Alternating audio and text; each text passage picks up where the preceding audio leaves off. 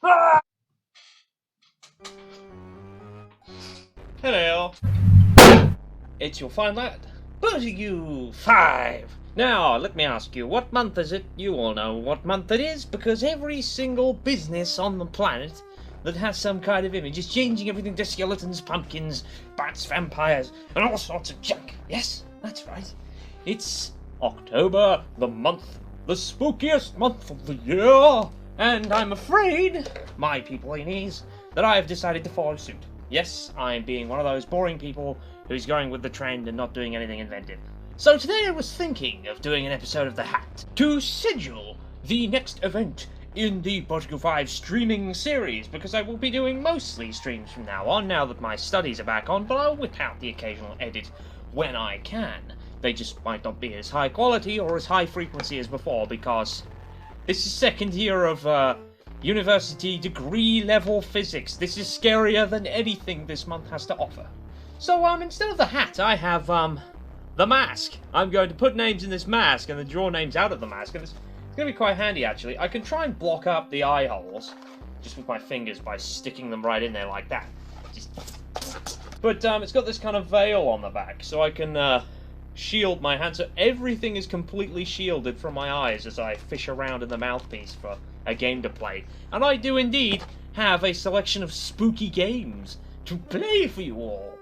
Okay, so the thing with the hat is that you guys still don't know what games you could potentially get out of there, and I'd like to keep that a secret, but some of the games that are in the hat do actually feature in this list, because I think horror games can be played at any time, not just Halloween, of course. So I'm going to read out the list of games that I have. First up is Days Gone, which is admittedly not as much of a horror game as it is a zombie game, but it's a game nonetheless that can be quite frightening at times.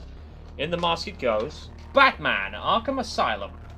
It's an old classic that I actually own on PS3, but it did get remastered for PS4, and I did purchase it along with Arkham City. I finally have a chance to finish the game as well as play the sequel. Yet again, not exactly a horror game per se, but Zombie Army 4 Dead War.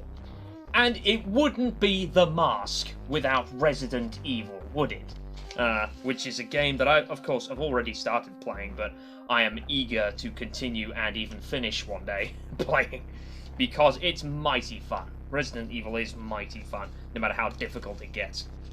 This one is a horror game I only know by reputation. It is called Outlast. I have not played this, but from what I understand, it is a bit of a survival-y, horror-y game type thing, except it's less survival and more just you're going to die. Next on the list is Limbo.